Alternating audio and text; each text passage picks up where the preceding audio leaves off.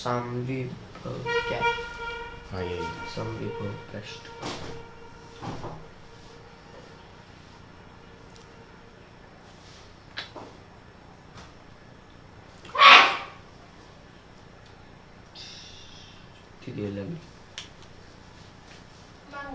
आज हम बात करेंगे स्थिर विद्युत में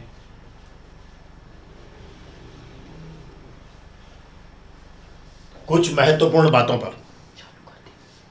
इधर नहीं आएगा, 8 बजे पहले नहीं आएगा।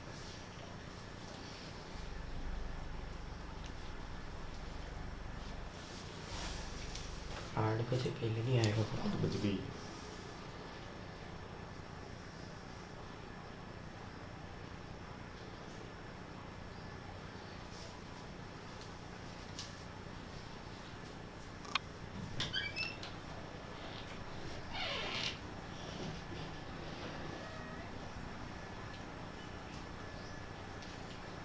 स्थिर विद्युत में कुछ महत्वपूर्ण चर्चाएं, जिसमें हम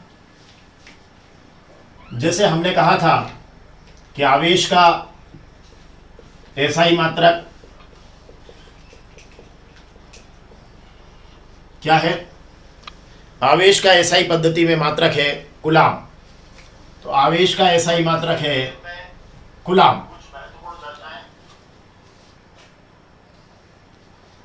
इसी तरीके से विभव का एसआई मात्रक हमने बताया था वोल्ट।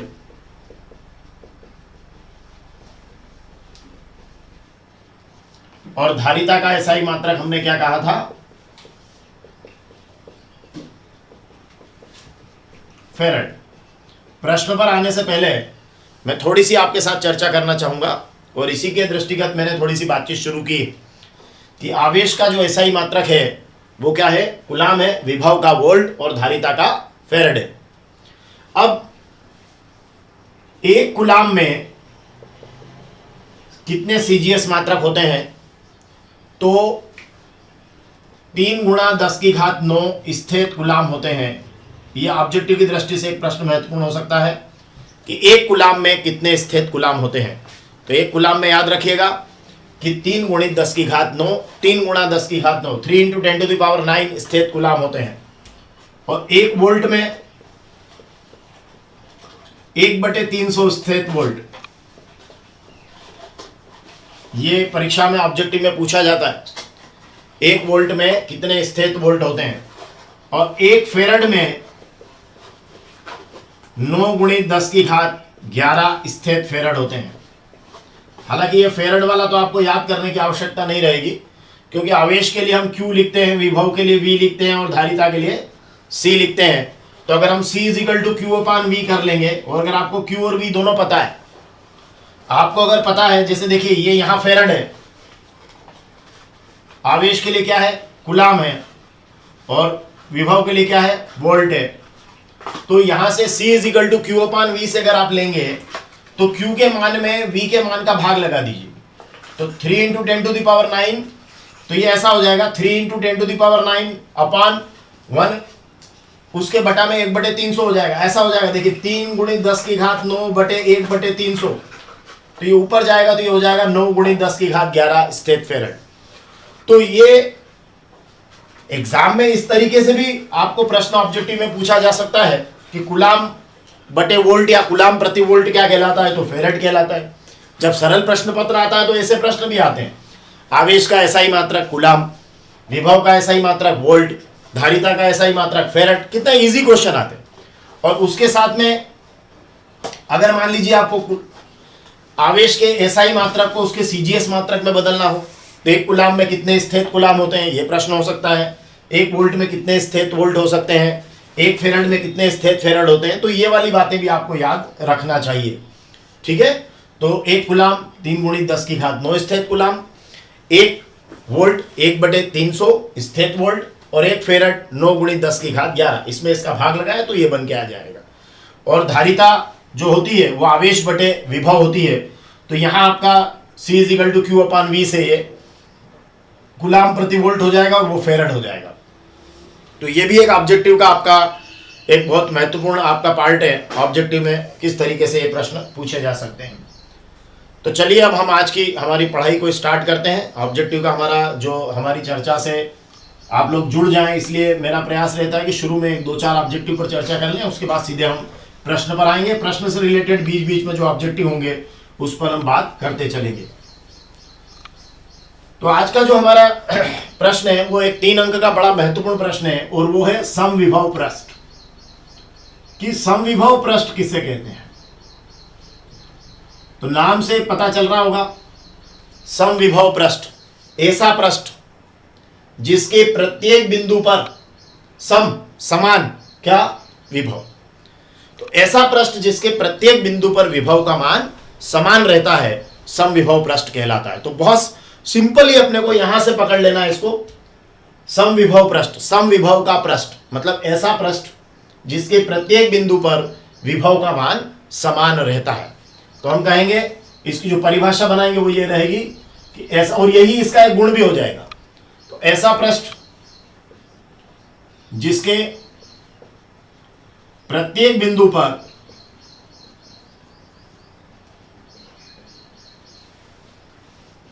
विभव का मान एक समान रहता है।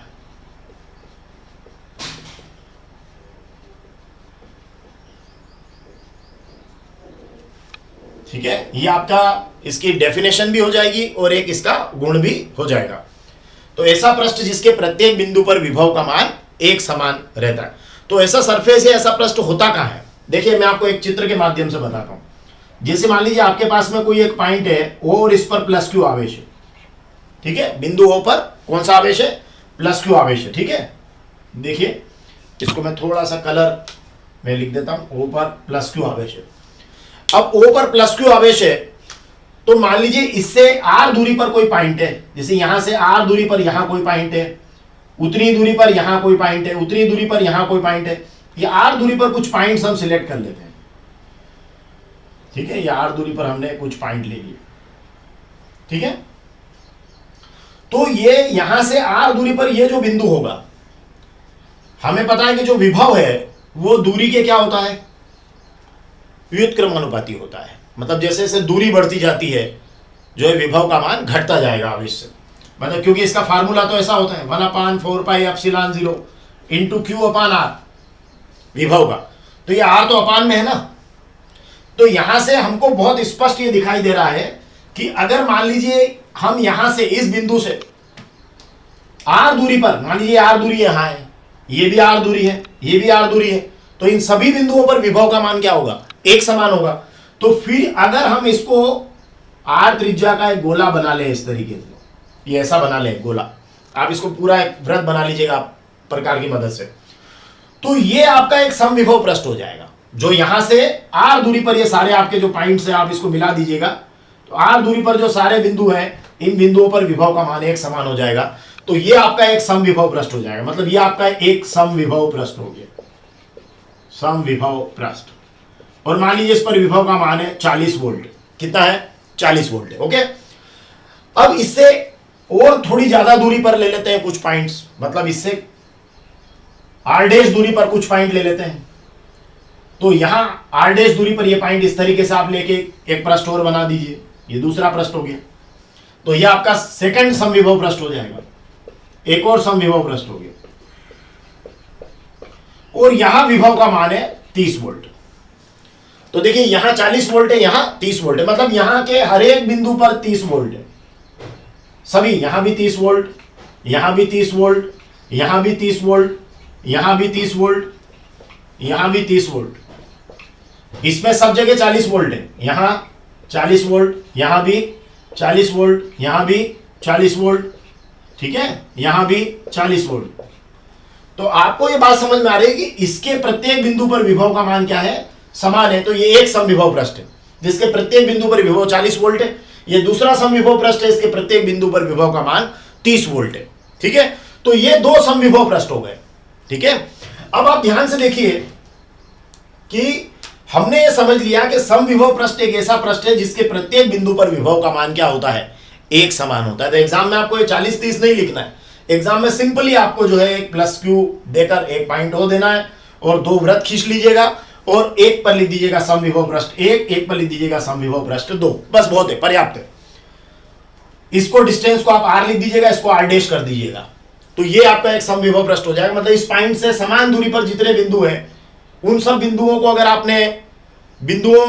अगर आपने मिलाते हुए गोला खींच लिया है ना, तो यहां सपोज आर त्रिज्या का आपने गोला खींचा, यहां आपने आर डैश त्रिज्या का गोला खींचा, तो ये एक समविभव पृष्ठ हो जाएगा, ये दूसरा समविभव पृष्ठ हो जाएगा। तो यहां से एक बात हमको समझ में आ गई कि समविभव पृष्ठ के प्रत्येक बिंदु पर विभव का मान क्या होता है, एक समान होता है। मतलब ये जो पहला समविभव पृष्ठ है इसमें देखिए प्रत्येक बिंदु पर विभव का मान क्या है, एक समान है। तो ये समविभव पृष्ठ का एक गुण भी हो गया और परिभाषा भी हो गई। दूसरी बात,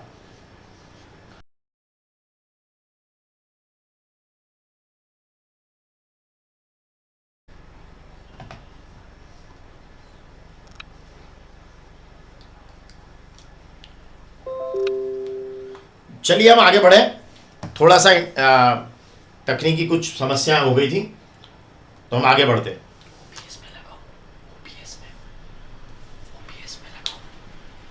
आप देखो ना, मैं चेक करके यहाँ से आप उसी में चेक करो।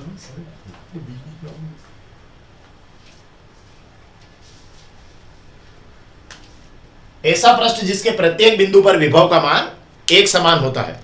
तो हमने कहा कि यहां एक पृष्ठ है जिसके प्रत्येक बिंदु पर विभव का मान जो है एक समान है, तो हमने इसको बोला ये 40 वोल्ट एक समान हो गया। फिर हमने कहा ये 30 वोल्ट एक समान हो गया, तो ये पहला पॉइंट हो गया, ऐसा पृष्ठ जिसके प्रत्येक बिंदु पर विभव का मान एक समान होता है। तो हम लोगों ने इसको मैं इसको मिटा देता हूं। आपको मेरे ख्याल से ये बात पूरी तरह से समझ में आ गई कि ये एक समविभव पृष्ठ है, ये दूसरा समविभव पृष्ठ है, यहां सब पर 40 वोल्ट है, ठीक है, यहां सब जगह 30 वोल्ट है। तो समविभव पृष्ठ के किन्हीं दो बिंदुओं पर विभव का अंतर कितना, देखिए यहां ये समविभव पृष्ठ का एक पॉइंट ले लेता हूं, ये दूसरा पॉइंट है। अब इसमें विभव का अंतर बताइए। तो यहां विभव का अंतर कितना हो, 30 में से 30 गया तो कितना बचेगा, 0 बचेगा। मतलब समविभव पृष्ठ के दो बिंदुओं के बीच विभव का अंतर 0 होता है, ठीक है।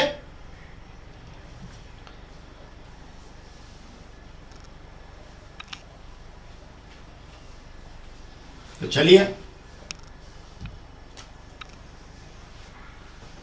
ये देखिए, ये एक समविभव पृष्ठ, ये दूसरा समविभव पृष्ठ, ये पॉइंट ओ, ये प्लस क्यू चार्ज, यही बनाया था हमने। अब ये देखिए, ये इस तरीके से ये विद्युत क्षेत्र रेखाओं को आप क्या करिए, ऐसे स्केल की मदद से इस तरीके से ऐसे बाहर निकाल दीजिएगा सब तरफ से, इस तरीके से, ये ऐसे ये विद्युत क्षेत्र रेखाएं हो गई। देखिए तो ये आपका समविभव पृष्ठ हो जाएगा। ये पहला समविभव पृष्ठ है, ये आपका दूसरा समविभव पृष्ठ है। डेफिनेटली ये आर त्रिज्या का गोला, ये एक आर डैश त्रिज्या का गोला है, मतलब दूसरी त्रिज्या का एक गोला है। तो इनके प्रत्येक बिंदु पर विभव का मान क्या होगा, एक समान होगा। जैसे ये अगर 40 वोल्ट का समविभव पृष्ठ है तो ये 30 वोल्ट का समविभव पृष्ठ है। तो समविभव पृष्ठ के प्रत्येक बिंदु पर विभव का मान एक समान होता है और विद्युत क्षेत्र रेखाएं जो होती है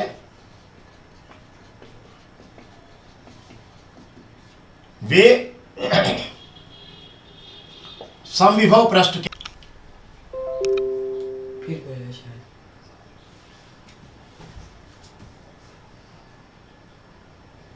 कनेक्शन देखो, कनेक्शन आ रहा है। तीसरी बात, थोड़ी सी कनेक्शन की प्रॉब्लम हो रही है। तीसरी बात यह है कि दो समविभव पृष्ठ, दो समविभव पृष्ठ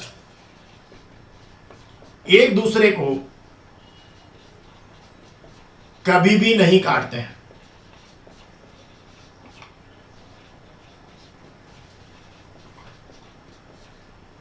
दो समविभव पृष्ठ एक दूसरे को कभी भी नहीं काटते हैं। अब ऐसा क्यों है कि दो समविभव पृष्ठ एक दूसरे को नहीं काटते? चलिए मान लीजिए अगर ये काट लेते तो फिर क्या होता, जो कटान बिंदु होता, मान लो जैसे एक समविभव पृष्ठ ये 40 वोल्ट का है और ये दूसरा समविभव पृष्ठ में लेकर आता हूं ये 30 वोल्ट का, तो 40 वोल्ट का और 30 वोल्ट का अगर एक दूसरे का काटेंगे तो क्या होगा, एक बिंदु पर विभव के दो मान होंगे, पॉसिबल नहीं है क्योंकि एक बिंदु पर तो विभव का केवल एक ही मान होता है, तो इसलिए दो समविभव पृष्ठ एक दूसरे को कभी भी नहीं काटते हैं। और चौथी बात, किसी चालक का पृष्ठ, जब भी किसी चालक को आप आवेश देते हैं तो उसके बाहरी पृष्ठ पर वो समान रूप से फैलता है, तो किसी चालक का पृष्ठ सदैव क्या रहता है, समविभव पृष्ठ रहता है, बना रहता है। तो ये आपके चार बिंदु हैं। अब आप इसमें एक समविभव पृष्ठ की आप परिभाषा दे दीजिएगा और दो समविभव पृष्ठ इस तरीके से बता दीजिएगा, एक पहला और एक दूसरा, दो समविभव पृष्ठ हो जाएंगे आपके। और परिभाषा और पॉइंट एक ही है, ऐसा पृष्ठ जिसके प्रत्येक बिंदु पर विभव का मान एक समान रहता है और विद्युत क्षेत्र रेखाएं समविभव पृष्ठ के अभिलंबवत होती हैं। धनावेश है तो ये बाहर की तरफ निकल रही है, ऋणावेश होगा तो ये अंदर की तरफ आएगी। दो समविभव पृष्ठ एक दूसरे को कभी भी नहीं काटते हैं और किसी चालक का पृष्ठ सदैव क्या होता है, समविभव पृष्ठ बना रहता है। इसमें एक पॉइंट और कई बच्चे ये भी लिख देते हैं कि जैसे समविभव पृष्ठ के एक बिंदु मान लीजिए, जैसे एक पॉइंट है ए और ये दूसरा पॉइंट है बी, थोड़ी देर के लिए मैं यहाँ समझिएगा इसको, उन्होंने अगर वो याद कर रखा तो वो भी बहुत बढ़िया है, कोई दिक्कत नहीं, कि समविभव पृष्ठ के दो बिंदुओं के बीच विभव का अंतर शून्य होता है। बिल्कुल ठीक है, क्योंकि जैसे मान लीजिए ये 30 वोल्ट का समविभव पृष्ठ है, तो यहां भी 30 वोल्ट और यहां भी 30 वोल्ट, तो जब क्या हुआ कि दोनों जगह जब 30-30 वोल्ट है तो फिर क्या हुआ, विभव का अंतर शून्य हो गया। ठीक है, इसका मतलब क्या हुआ, एक्चुअली विभव क्या होता है, विभव होता है कि एकांक धनावेश को अनंत से विद्युत क्षेत्र के किसी बिंदु तक लाने में किया गया कार्य। तो एकांक धनावेश को अनंत से विद्युत क्षेत्र के किसी बिंदु तक, तो ए पर लाने पर किया गया कार्य ए पर विभव होगा, बी पर लाने पर किया गया कार्य बी पर विभव होगा।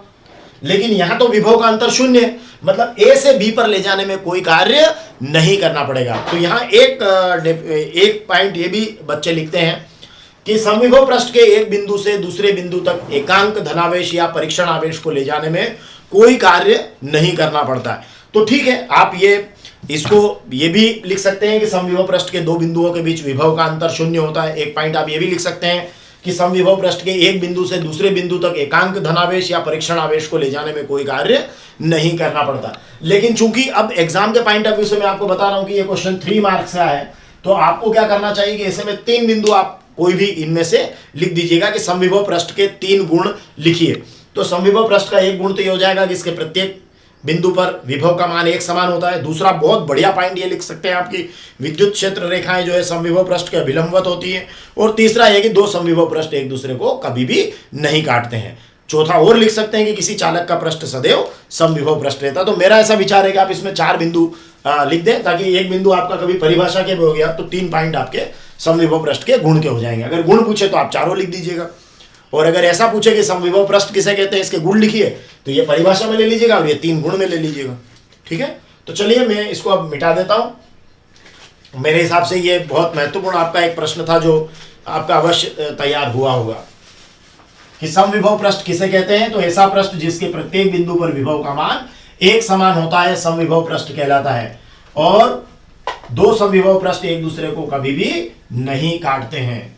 किसी भी चालक का पृष्ठ सदैव समविभव पृष्ठ बना रहता है, और विद्युत क्षेत्र रेखाएं समविभव पृष्ठ के क्या होती हैं, अभिलंबवत होती हैं। चलिए अब मैं एक और बहुत महत्वपूर्ण प्रश्न ले रहा हूं जो 5 अंक में 2019 में आपके पेपर में आया था, 2019 में, कि संधारित्रों का श्रेणी क्रम व समांतर क्रम समूहन। तो सबसे पहले मैं संधारित्रों का आपको श्रेणी क्रम समूहन बताऊंगा और फिर समांतर क्रम समूहन। अच्छे से समझ लीजिएगा, क्योंकि ये 2019 में ये प्रश्न 5 अंक में परीक्षा में आया था यूनिट 1 में। अभी आपको जो है मैं आज सारी बात यूनिट 1 की ही कर रहा हूँ, जिसमें एक 5 अंक का प्रश्न आने वाला है परीक्षा में, एक 3 अंक का आने वाला है, एक ऑब्जेक्टिव भी आएगा। तो 5 अंक के प्रश्न में आप संधारित्रों का श्रेणी और समांतर क्रम समूहन बता रहा हूँ। 3 अंक में मैंने आपको अभी एक समविभव पृष्ठ का प्रश्न बताया था। नेक्स्ट मेरी जो क्लास होगी उसमें आपको एलसीआर परिपथ पूरा समझाऊंगा 1 घंटे तक, और वहीं पर मेरी कोशिश रहेगी कि मैं एलसीआर आपको उसी समय तैयार करवा दूं नेक्स्ट क्लास में, जो हमारी परसों सवेरे 8 बजे होगी। तो चलिए ओके, संधारित्रों का श्रेणीक्रम समूहन क्या है। संधारित्रों के श्रेणीक्रम समूहन में क्या होता है कि संधारित्रों को इस तरीके से, है ना, देखिए, या आप एक संधारित्र लेते हैं, फिर आप ये दूसरा संधारित्र लेते हैं, फिर आप ये तीसरा संधारित्र लेते हैं। इस तरीके से इनको आप श्रेणी क्रम में, मतलब एक के बाद एक। तो आपको क्या करना है कि 3 संधारित्र आपने लिए और तीनों को एक के बाद एक इस तरीके से आपने श्रेणी क्रम में जोड़ दिया। पहले संधारित्र को आपने यहां से प्लस क्यू आवेश दिया है और इससे आपने इस दूसरे संधारित्र को जोड़ दिया है, दूसरे को आपने तीसरे से जोड़ा है, और लास्ट में जो आखिरी संधारित्र है उसकी जो दूसरी प्लेट है उसको आपने पृथ्वीकृत कर दिया है इस तरीके से। एक और ऑब्जेक्टिव बता देता हूं, पृथ्वी का विभव शून्य माना जाता है। तो याद रखिएगा, पृथ्वी का विभव क्या माना जाता है? शून्य माना जाता है। और निरक्षीय स्थिति में भी किसी पॉइंट के ऊपर जब किसी द्विध्रुव की जो निरक्षीय स्थिति बनती है तो उसमें किसी पॉइंट पर विभव का मान शून्य होता है। तो पृथ्वी का विभव शून्य माना जाता है, इसको जरूर आप याद रखिएगा। अगर जब सरल प्रश्न पत्र आता है तो इस तरह के ऑब्जेक्टिव भी आ सकते हैं। चलिए आगे बढ़ते हैं।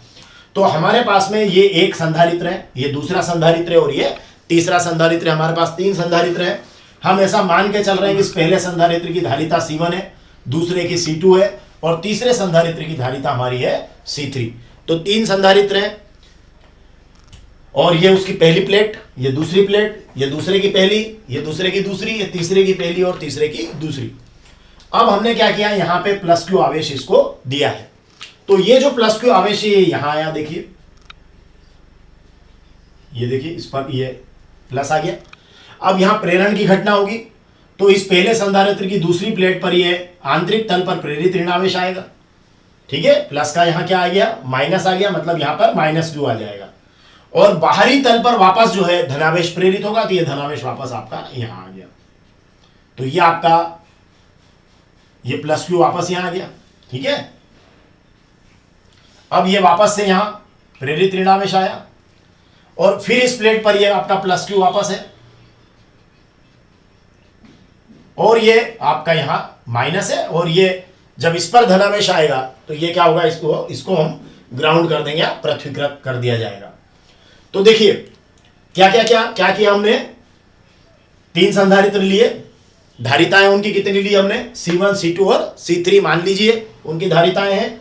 और हमने पहले संधारित्र की पहली प्लेट को और जोड़ा कैसे श्रेणी क्रम में, कि एक पहला जो संधारित्र है उसकी दूसरी प्लेट का संबंध दूसरे संधारित्र की पहली प्लेट से और दूसरे संधारित्र की दूसरी प्लेट का संबंध तीसरे संधारित्र की पहली प्लेट से हमने किया है। और इस पर हमने क्या किया है, हमने इसको कौन सा आवेश दिया है, प्लस क्यू आवेश इसको दिया है। तो देखिए हमने जो किया है वो मैं थोड़ा सा लिखता हूं कि 3 संधारित्र C1, या आप सीधे लिखिए श्रेणी क्रम में जुड़े हैं,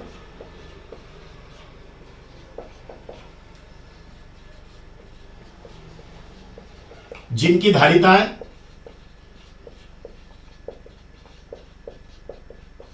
क्रमशः C1, C2 व C3 है।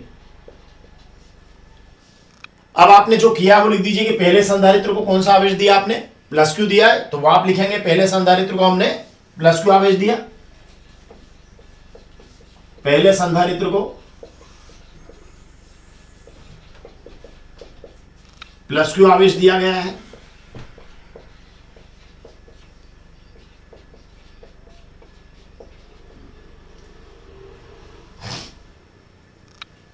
या पहले संधारित्र की और स्पष्ट करके लिख दे कि पहले संधारित्र की पहली प्लेट को प्लस क्यू आवेश दिया गया है।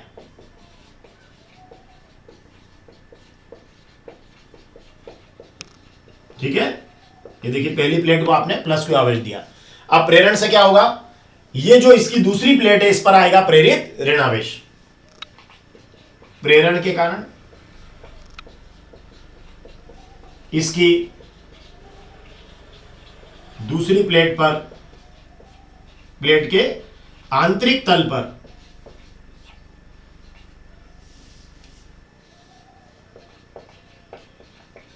प्रेरित ऋणावेश आ जाएगा।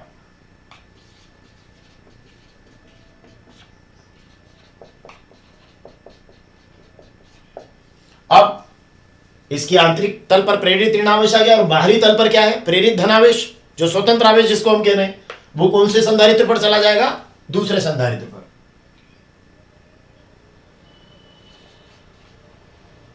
इसका प्रेरित स्वतंत्र धनावेश दूसरे संधारित्र की पहली प्लेट पर चला जाएगा।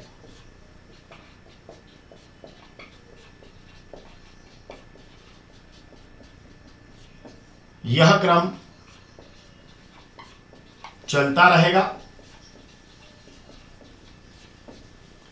तीसरे संधारित्र की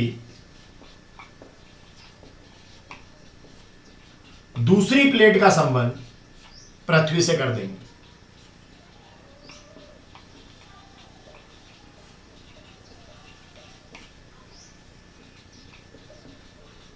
अब देखिए आप पूरी इसकी थ्योरी आपने इस तरीके से बना दी है। देखिए आप कि हमारे पास तीन संधारित्र हैं जो श्रेणी क्रम में जुड़े हैं, और श्रेणी क्रम में जुड़े हुए जो हमारे पास तीन संधारित्र हैं इसमें इनकी धारिताएं हैं C1 C2 और C3 है। और पहले संधारित्र की पहली प्लेट को हमने +Q आवेश दिया तो प्रेरण के कारण क्या होगा, इसकी जो दूसरी प्लेट है पहले संधारित्र की दूसरी प्लेट के आंतरिक तल पर प्रेरित ऋणावेश आ जाएगा और बाहरी तल पर प्रेरित धनावेश आएगा जो दूसरे संधारित्र को मिल जाएगा। अब फिर यहां प्रेरण की घटना होगी तो इसके आंतरिक तल पर प्रेरित ऋणावेश आ जाएगा और बाहरी तल पर प्रेरित धनावेश आएगा जो तीसरी प्लेट को मिल जाएगा। फिर यहां प्रेरण की घटना होगी तो यहां प्रेरित ऋणावेश आएगा और जो प्रेरित धनावेश है जो यहां आएगा उसका संबंध हम कहां से कर देंगे, पृथ्वी से कर देंगे। अगर आपसे इतना एग्जाम में नहीं संभलता है, इतनी थ्योरी आप नहीं लिख पाते तो सिंपली मैं बताता हूं आपको एग्जाम में कैसे लिखना चाहिए। आपको ऐसा लिखना चाहिए कि हमारे पास तीन संधारित्र हैं, परिपथ अनुसार उन्हें प्रदर्शित किया गया है, इनकी धारिताएं क्रमशः C1 C2 और C3 है। पहले संधारित्र की पहली प्लेट को हमने +Q आवेश दिया है और क्रमशः प्रेरण की घटनाएं होती जाती है और अंतिम संधारित्र की जो दूसरी प्लेट है उसका संबंध हम पृथ्वी से कर देते हैं। तो परिपथ अनुसार आपकी सारी चीजें क्लियर हो जाएगी। मतलब आपको क्या करना है कि ये चित्र आप अच्छे तरीके से बना देंगे तो थ्योरी में अगर आपकी कहीं कमी भी रह गई तो वो आप चित्र के द्वारा कि चित्र अनुसार लिख दीजिएगा। चित्र अनुसार जब आप शब्द लिखेंगे तो उसमें बहुत सारी चीजें स्पष्ट हो जाएगी। तो चलिए मैं बहुत सिंपली एक बार और बता देता हूं कि हमारे पास तीन संधारित्र हैं जिनकी धारिताएं C1 C2 और C3 है। ये तो आप लिख ही देंगे भाई, तीन संधारित्रों को श्रेणी क्रम में जोड़ना है तो धारिताएं तो मानना ही पड़ेगी। तो इसकी C1, इसकी C2 और इसकी C3 है। अब आपने क्या किया, पहले संधारित्र को +Q दिया।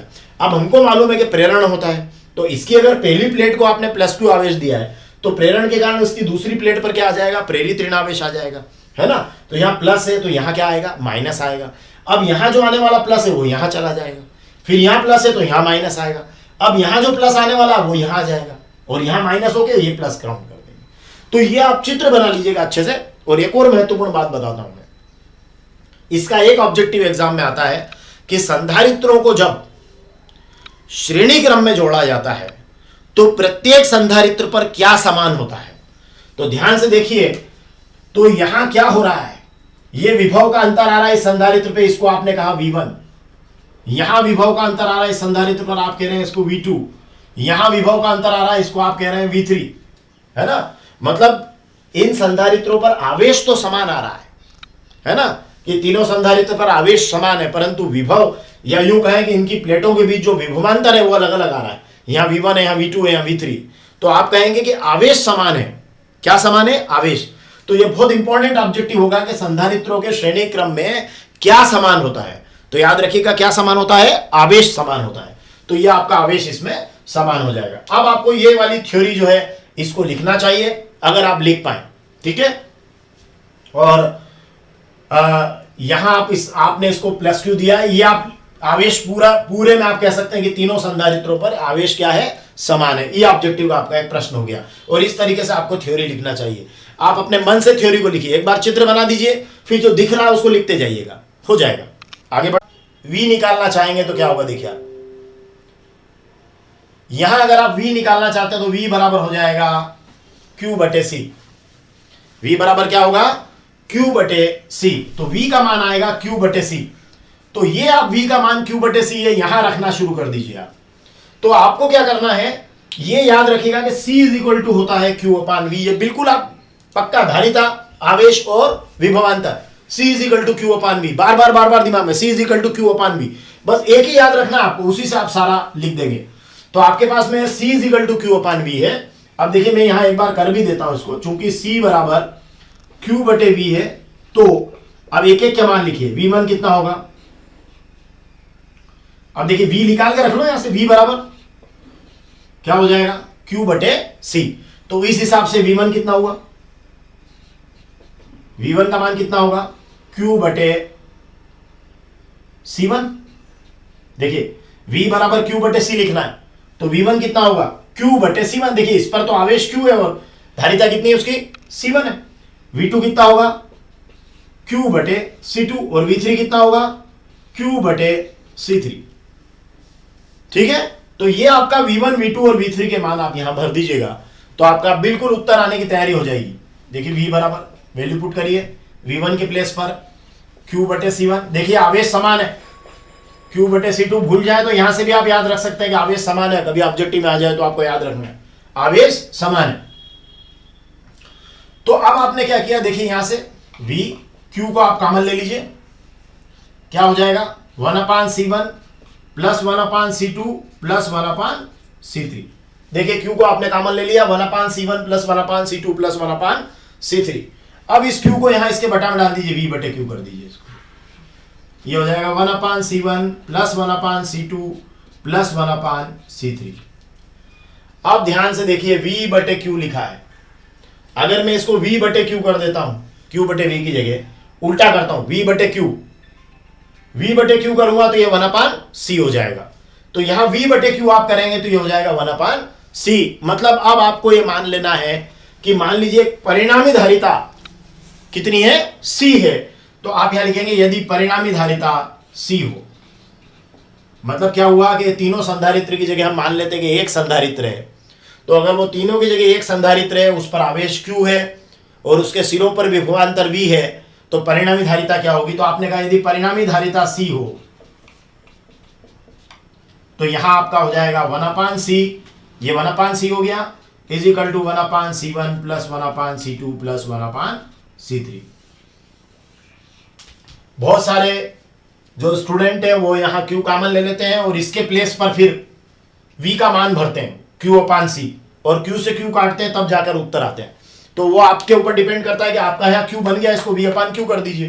तो ऑलरेडी 1/C है, तो आपको समझ में आ जाएगा कि यहां भी क्या लिखना है, 1/C लिखना। हालांकि ये एक फार्मूला C = Q/V से ही सब काम हो जाएगा। तो देखिए इसको फिर से समझ लेते हैं कि आपके पास में मान लीजिए 3 संधारित्र हैं, उनको श्रेणी क्रम में आपने संयोजित किया। श्रेणी क्रम का मतलब है एक रखा, दूसरा रखा, तीसरा रखा, मतलब एक के बाद दूसरा, दूसरे के बाद तीसरा, लाइन ऐसे रखा सीरीज में। तो इसमें आप क्या कर रहे हैं कि इनके पहले संधारित्र को आप +Q दे रहे हैं, या आपने आवेश दे दिया और फिर क्रमशः प्रेरण की घटनाएं हो रही है। लास्ट वाला जो संधारित्र है उसको आपने पृथ्वी से कनेक्ट कर दिया। पृथ्वी का विभव कितना माना गया है, 0 माना गया है। अब देखिए यहां इस पहले संधारित्र के सिरों पर विभवांतर V1, दूसरे पर V2, तीसरे पर V3। तो हम कहेंगे कि ये जो है परिणामी विभवांतर होगा V = V1 + V2 + V3। चाहे आप प्रतिरोधों का संयोजन करें, चाहे आप संधारित्रों का संयोजन करें, याद रखिए शुरू वहां से करना है, परिणामी से ही शुरू करना है, एक तो ये बात, और या कुल से करना है, परिणामी विभवांतर या कुल विभवांतर। वो परिणामी या कुल से करना है, और जो अलग अलग है वहीं से शुरू करना है। जैसे यहाँ अलग अलग कौन है, V1, V2 और V3 है, तो उसी से शुरू होगा। और प्रतिरोधों के श्रेणी क्रम में भी आपने यही किया था, V = V1 + V2 + V3। तो आपको वैसे ही स्टार्ट करना है ना। तो यहां से अब वहां ओम्स लॉ लगा था, V = IR हो गया था वहां पे, है ना। तो यहाँ IR1, IR2 और IR3 लिख दिया था, यही किया था ना। और ये IR हो गया था, I से I कैंसिल हुआ था, और ये सीधे R = R1 + R2 + R3 हो गया था आंसर। यहाँ क्या है, V का मान रखेंगे तो C = Q/V से रखना पड़ेगा। तो फिर ऐसे में आपको जो है, क्योंकि यहाँ पर Q है ना, तो आवेश के पदों में लिखना है, तो C = क्या हो गया, Q/V। तो यहाँ से V निकालेंगे तो ये होगा Q/C। देखिए V यहाँ गया और C यहाँ आया, तो ये हो गया Q/C। अब जब ये Q/C हुआ तो जब आप V1 निकालेंगे तो ये हो जाएगा Q/C1। देखिए ये Q और ये C1। V2 निकालेंगे तो ये हो गया Q और C2। V3 निकालेंगे तो ये हो गया Q और C3, तो Q/C3। ठीक है, और ये वाले मान आप यहां पुट कर दीजिएगा, Q कॉमन ले लीजिएगा, 1/C1 plus 1/C2 plus 1/C3। अब ये हो गया V/Q, और बोल देना परिणामी धारिता यदि C हो मान लीजिए तो ये हो जाएगा 1/C = 1/C1 plus 1/C2 plus 1/C3। तो ये आपका संधारित्रों का श्रेणीक्रम समूहन है। थ्योरी आपसे जितनी लिखा है लिख दीजिएगा, लेकिन मैथमेटिक्स इसका पूरा आपको राइट लिखना है। मैथमेटिक्स में लास्ट में आप यहाँ लिख भी सकते हैं कि परिणामी धारिता C कहाँ से आई।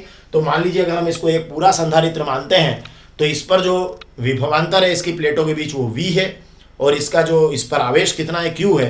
तो परिणामी धारिता यदि C हो तो हम इसको 1/C लिख सकते हैं। आप अदरवाइज ऐसा भी लिख देंगे तो वो कोई बहुत बड़ा इशू एग्जाम में नहीं होगा, क्योंकि परिणामी धारिता लिखने का मतलब ये है कि आप इन सबको मिलाकर ही कहीं ना कहीं लिख रहे हैं। तो आपको इस तरीके से संधारित्रों का श्रेणीक्रम समूहन करना चाहिए। मुझे पूरी उम्मीद है कि ये आपको प्रिपेयर हुआ होगा। अब मैं इसका समांतर क्रम समूहन बताऊंगा आपको। तो ये आपका एक क्वेश्चन 5 नंबर का तैयार होगा। मैथमेटिक्स पहले तैयार कर लीजिए। याद रखिए सबसे बढ़िया तरीका ये होता है कि आप मैथमेटिक्स रेडी कर लीजिए। फिजिक्स में ये है कि इसका मैथमेटिक्स रेडी कर लीजिए और थ्योरी को मन से लिखने की कोशिश कीजिए। एक आध बार पढ़ लीजिए, फिर मन से लिखने की कोशिश कीजिए। डरिए मत। आपको कुल मिलाकर जो दिख रहा है वो लिखना है कि पहले संधारित्र को प्लस क्यू दिया, सीधा दिख रहा है। आखिरी संधारित्र का संबंध पृथ्वी से करा, दिख रहा है। तो जो बस दिख रहा है वो लिखते जाइए, ठीक है।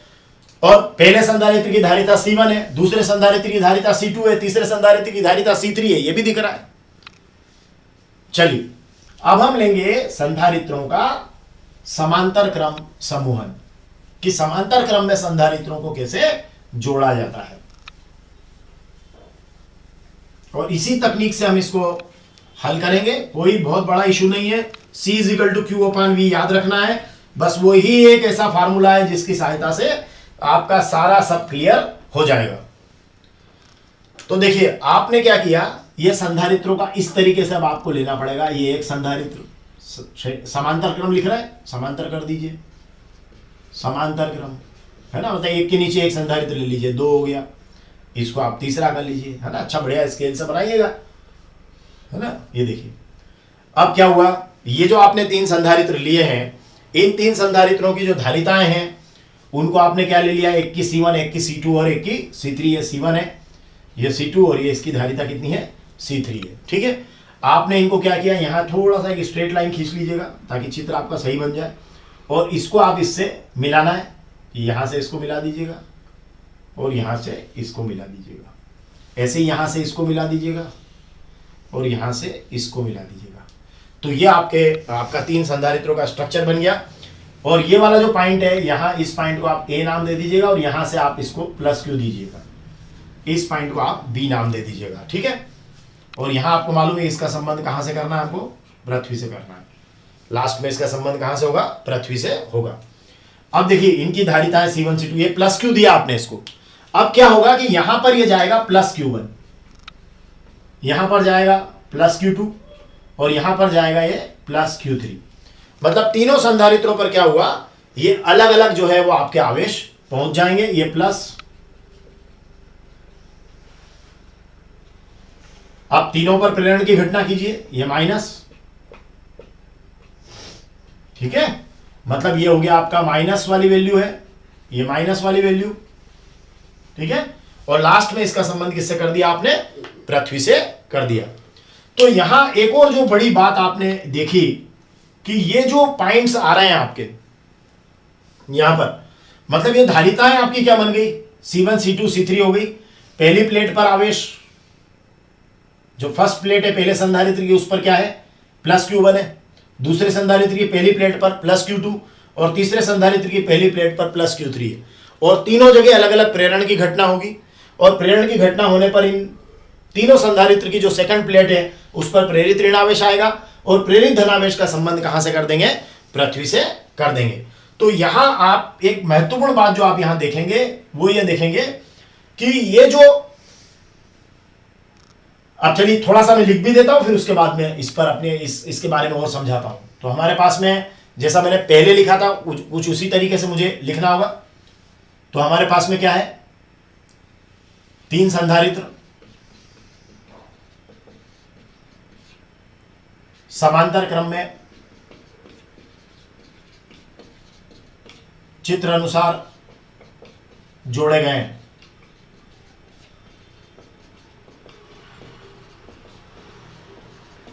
जिनकी धारिताएं क्या मान रहे हैं अपन, जैसा उसमें लिखा था आपने श्रेणी क्रम में वैसा ही लिख दीजिए। जिनकी धारिताएं क्रमशः C1, C2 व C3 है, ठीक है।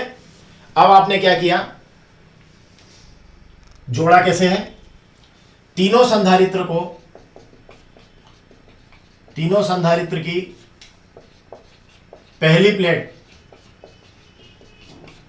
को एक बिंदु ए से जोड़कर, ये देखिए बिंदु ए से जोड़कर प्लस क्यू आवेश दिया है।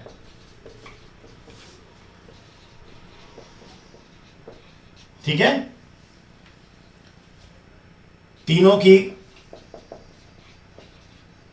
तीनों पर कौन सी घटना होगी, प्रेरण की घटना होगी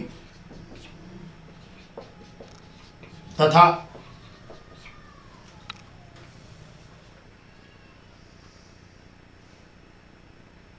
इनकी दूसरी प्लेट पर क्या आएगा, कौन सा आवेश आएगा, प्रेरित ऋणावेश आएगा।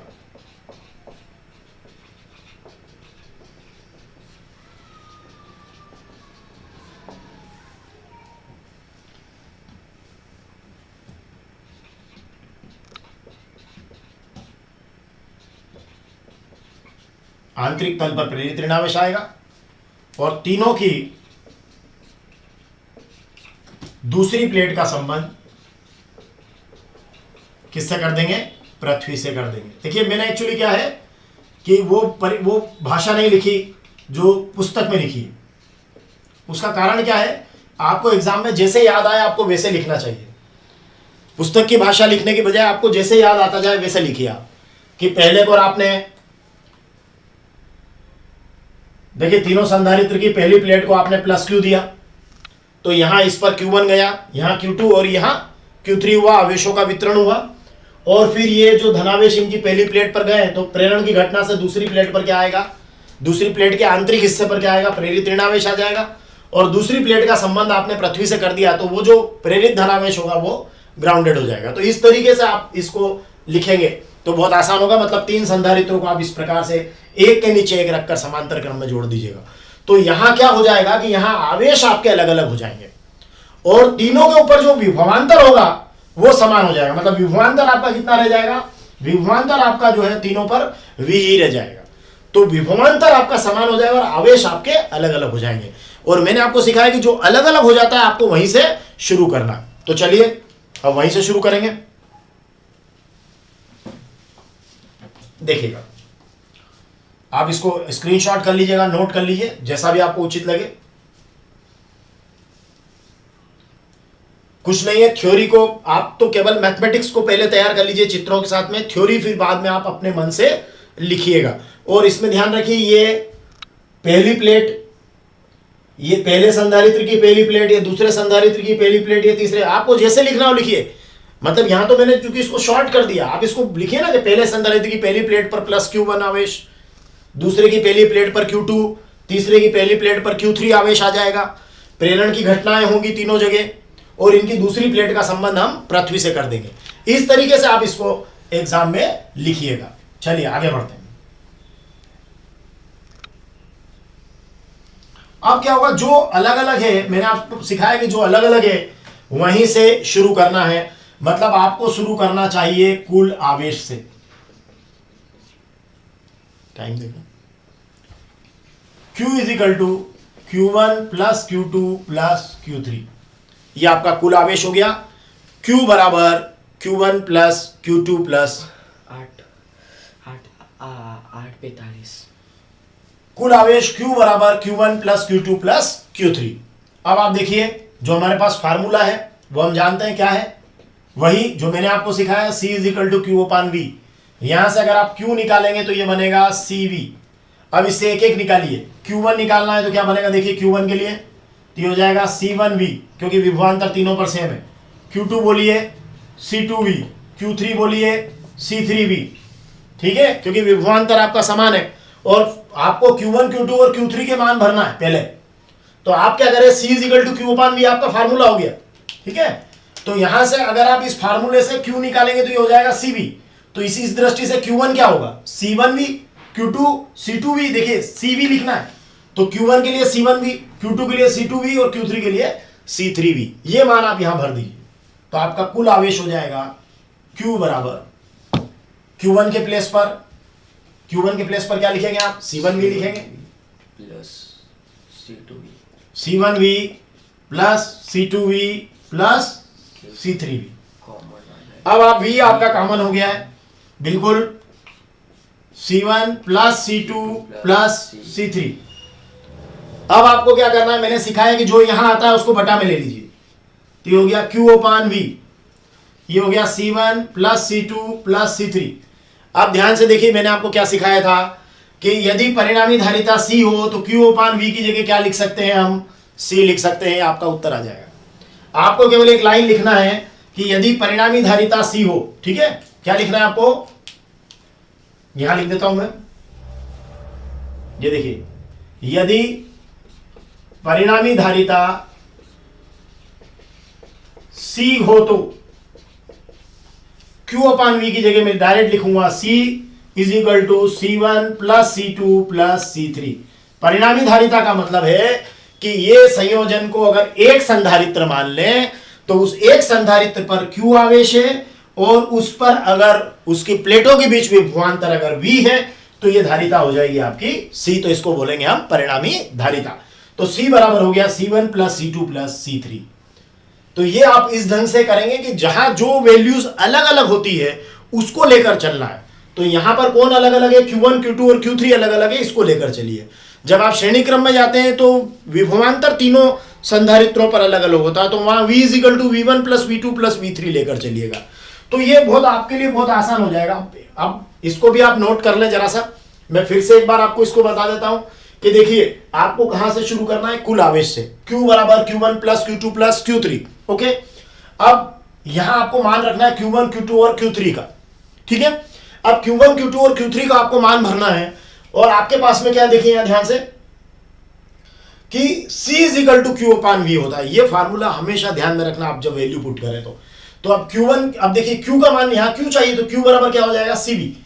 अब एक एक लीजिए, Q1 बराबर C1V, Q2 बराबर C2V और Q3 बराबर C3V। बस आपको मान भरना है, जो कॉमन हो रहा है कॉमन ले लीजिए और इसको इसके बटा में डाल दीजिए, ये सीधे अपने आप C बनेगा।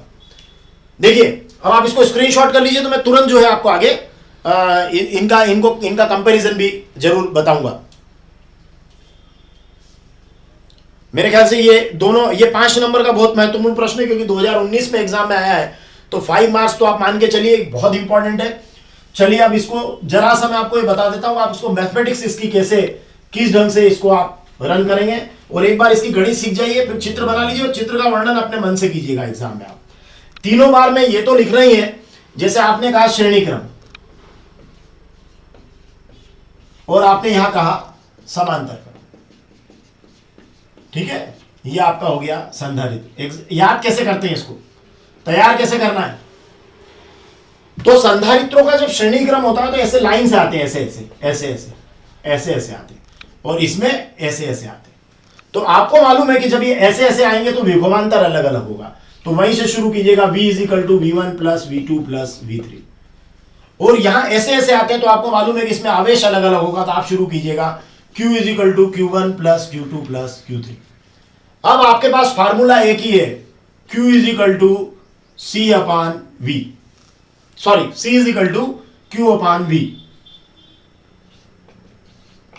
आप इससे चलिए, तो यहां आपको V1 का मान रखना है, यहां V2 का, यहां V3 का, यहां Q1 का, यहां Q2 का, यहां Q3 का।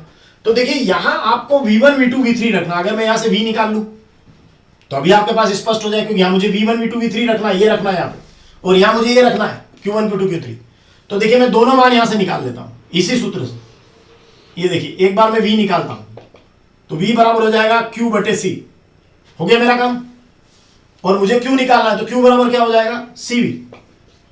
देखिए अब देखिए मैं यहां भरता हूं इसको, तो V बराबर V1 के प्लेस पर Q बटे C की बजाय C1 लिखना है, Q बटे C2, Q बटे C3।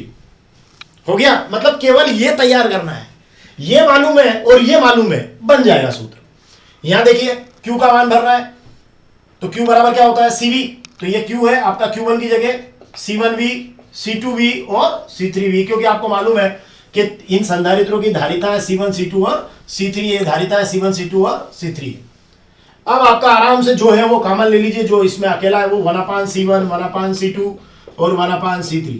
यहां से भी वही करिए, V कॉमन ले लीजिए, C1 + C2 + C3 हो गया। अब देखिए इसको इसके बटा में डालिए, V/Q हो गया है 1/C1 1/C2 1/C3।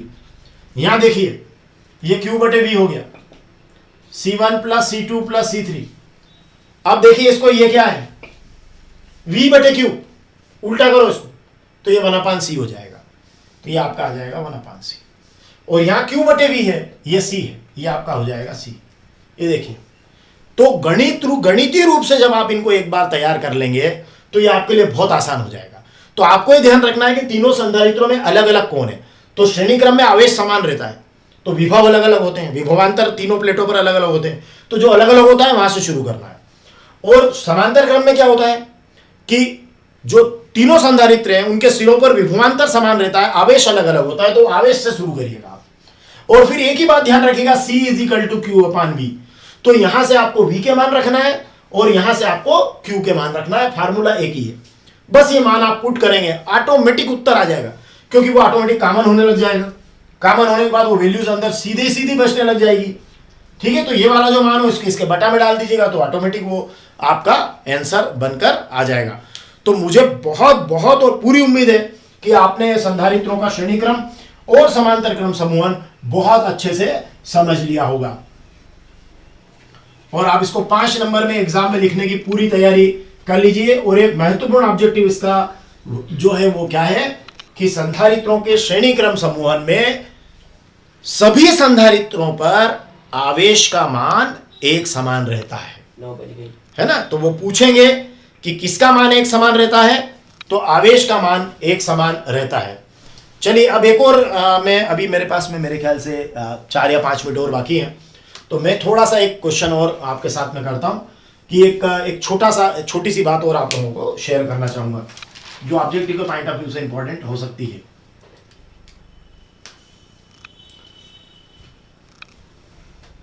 कि जो आपका आवेश का क्वांटीकरण, चलिए इसी से रिलेटेड ले लेता हूं मैं। आवेश का क्वांटीकरण क्या है, एक छोटा सा प्रश्न है, आवेश का क्वांटीकरण क्या है? आवेश का क्वांटीकरण क्या है? जैसे कोई भी आपके पास पदार्थ है, मान लीजिए उस पर कितना आवेश है, तो वो कैसे पता चलेगा कि उस पर कितना आवेश है? तो वो एक इलेक्ट्रॉन पर जो आवेश होगा उससे पता चलेगा कि उस पर कितना आवेश है। मतलब उसके जो आवेश की गणना आपको करना है वो ऐसे होगी, Q = Ne से, जहां आपका n जो है वो 1 2 3, ये आपकी n की वैल्यू हो जाएगी 1 2 3। तो ये है आपका आवेश का क्वांटीकरण। तो आवेश के क्वांटीकरण में मैंने आपको बताया था कि जैसे किसी भी आवेशित पदार्थ पर, है ना, अब यहां पर आप चाहे तो यहां प्लस माइनस कर लीजिएगा, नहीं तो यहां आप प्लस माइनस कर लीजिएगा, तो ये आपकी वैल्यू हो जाएगी Q = Ne, या Q = ±Ne करें तो N = 1 2 3 कर दीजिएगा, या Q = Ne करें तो N = ±1 ±2 ±3 कर दीजिएगा। मतलब जैसे कोई भी पदार्थ है तो उस पर अगर 2 इलेक्ट्रॉनिक आवेश है तो यहां n का मान कितना हो जाएगा, 2 हो जाएगा, और इलेक्ट्रॉनिक आवेश का 2 गुना। किसी भी पदार्थ पर 5/2 इलेक्ट्रॉनिक आवेश नहीं होता है ना। क्वांटीकरण का मतलब ये है कि वो एक इलेक्ट्रॉन के आवेश के पूर्ण गुणज के रूप में होगा। तो आप ये कहेंगे कि किसी भी पदार्थ के अंदर, किसी भी पदार्थ पर जो किसी भी आवेशित पदार्थ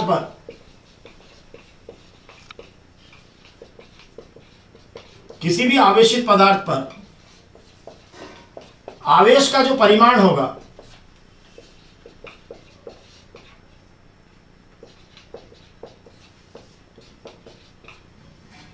वो एक इलेक्ट्रॉन पर आवेश का पूर्ण गुणज होगा। मतलब एक न्यूनतम आवेश का वो पूर्ण गुणज होगा, मतलब कंप्लीट मल्टीपल होगा। मतलब जैसे 5/2 वगैरह नहीं होगा, 2 ही हो सकता है, 3 ही हो सकता है, 4 ही हो सकता है, तो पूर्ण गुणज होगा Q = Ne। और E क्या होता है, एक इलेक्ट्रॉन पर आवेश 1.6 × 10 - 19 कूलाम, ये आप सभी जानते हैं। 1.6 × 10⁻⁻⁹ कूलाम। एक इलेक्ट्रॉन पर आवेश, जिसको आप न्यूनतम आवेश कहते हैं। तो अब यदि किसी पदार्थ पर 2 इलेक्ट्रॉनिक आवेश है तो ये 2 का गुणा हो जाएगा, इसमें 2 गुणित 1.6 गुणित 10 की घात -19 कूलम। ठीक है, 3 है तो 3 का गुणा हो जाएगा, n है तो n का गुणा हो जाएगा। तो Q = N, और यहां आपका जो n का मान है ये 1 2 3 चलेगा। तो ये अब किसी पदार्थ पर अगर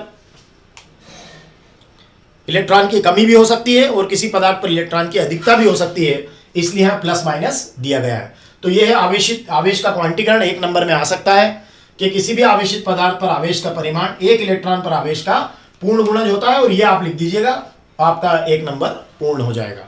तो चलिए आज की क्लास हमारी हुई। अब परसों हम जो है एलसीआर पर क्लास लेंगे, और पूरा एलसीआर परिपथ 5 अंक के क्वेश्चंस के हिसाब से मैं आपको रेडी कराऊंगा। बहुत बहुत धन्यवाद।